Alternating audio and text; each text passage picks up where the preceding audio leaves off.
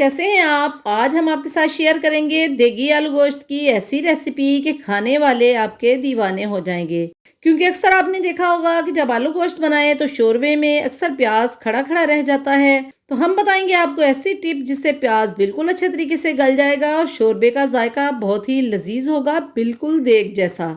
बहुत ही कम मसालों के साथ तैयार करेंगे मज़ेदार देगी आलू गोश्त, बच्चों और बड़ों का फेवरेट। तो व्यूअर्स, अगर आपको हमारी ये रेसिपी पसंद आए तो सब्सक्राइब और लाइक कीजिएगा ताकि हम मजीद इजी रेसिपीज लाते रहें। शुरू करते हैं अल्लाह के बाबरकत नाम से। बिस्मिल्लाहिर्रहमानिर्रहीम। अल्लाहुम्मा सल्ली अला मुहम्मद व अला आलि मुहम्मद। चलते हैं रेसिपी की तरफ। ये हमने लिए हैं 1 kg चिकन, 3 बड़े आलू, 2 मीडियम साइज टमाटर, 4 से 5 मीडियम साइज प्याज। प्याज इस तरह रिंग्स में काट कर टमाटर के 2-2 पीस करके 1 गिलास पानी डालकर प्याज को अच्छे तरीके से गला लेंगे। ये देखें, प्याज और टमाटर अच्छे तरीके से पक गए हैं। अब इस तरह से टमाटर के ऊपर से छिलका उतार देंगे और प्याज को ठंडा होने के लिए छोड़ देंगे। प्याज ठंडा हो चुका है, अब इसे ग्राइंडर मशीन में डालकर ग्राइंड कर लेंगे और दोबारा कढ़ाई में डालकर इसका पानी खुश्क कर देंगे। अब दूसरी कढ़ाई में 1/4 कप ऑयल डालकर गरम करेंगे और ग्राइंड किया हुआ प्याज और टमाटर ऐड करके चम्मच चलाएंगे। प्याज को हमने पकाकर यूज करना है ताकि प्याज शोरबे में तैरता हुआ नजर ना आए और टेस्ट भी मजेदार हो। चम्मच चलाने के साथ ही हम इसमें 1 टेबलस्पून कुटा हुआ अदरक डालकर थोड़ा सा भूनेंगे। अब इसमें सबसे पहले रेड चिल्ली पाउडर 1/2 टेबलस्पून, हल्दी पाउडर 1/2 टीस्पून डालकर चम्मच चलाएंगे ताकि रेड चिल्ली का अच्छा सा कलर निकल आए। अब 1/2 टेबलस्पून सॉल्ट ऐड करके 1 टेबलस्पून कुटा हुआ धनिया और जीरा ऐड करके चिकन शामिल कर देंगे।